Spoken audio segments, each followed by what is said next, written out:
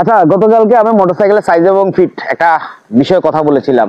হাইপে বা কারো প্ররোচনায় পড়ে আপনি মোটরসাইকেল কিনবেন না, কারণ বাহনটা আপনার, জীবনটা আপনার। যদি আপনি মোটরসাইকেলটাতে স্বাচ্ছন্দ্য বোধ না করেন তাহলে আপনার জীবনে বিপদ ঘটতে পারে, কারণ মোটরসাইকেল একবার হলেও দুর্ঘটনা ঘটবে সেই মোটরসাইকেলটা। তো এই জন্য সাইজ ফিট বিষয়টা খুবই জরুরি।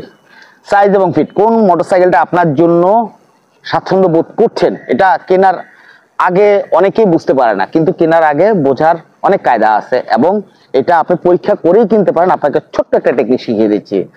কেনার পরে কিন্তু আপনি স্বাচ্ছন্দ্য বোধ না করলে সাথে সাথে কিন্তু বাইকটাকে আপনি চেঞ্জ করতে পারেন না। সুতরাং মোটরসাইকেল কেনার পার্মানেন্ট ডিসিশন নেওয়ার আগেই অবশ্যই আপনার মোটরসাইকেলের সাইজ এন্ড ফিটটা বুঝে নেওয়া উচিত। সাইজ এবং ফিট বোঝার আপনার উপায়টা হচ্ছে, আপনি যে মোটরসাইকেলটাকে পছন্দ করছেন বা যে ব্র্যান্ডের মোটরসাইকেলটা আপনি কিনতে চাচ্ছেন সেই ব্র্যান্ডের শোরুমে যান। শোরুমে গিয়ে আপনি মোটরসাইকেলটাতে উঠে বসুন। আপনার সাইড স্ট্যান্ড অথবা ডাবল স্ট্যান্ড থাকলে সেটা উঠিয়ে দিন এবং মোটরসাইকেলটাতে কোমরটা ছেড়ে বসুন। দু হাতে হ্যান্ডেল বার ধরুন খুব নরম ভাবে, তবে ফ্রন্ট ব্রেকটা ধরে রাখুন। কারণ হচ্ছে যে মোটরসাইকেল শোরুমগুলোতে টাইলস করা থাকে, স্লিপি সারফেস থাকে, যার কারণে আপনার পায়ে আপনি গ্রিপ নাও পেতে পারেন। মোটরসাইকেলের চাকা এগিয়ে গেলে আপনার গ্রিপ নাও ধরে রাখতে পারেন। তো এই জন্য পেছনে একজন সহকারীকে বলবেন যে না, আপনাকে সে যেন সাহায্য করার জন্য প্রস্তুত থাকে। তারপর মোটরসাইকেলটাকে ডানে 1 2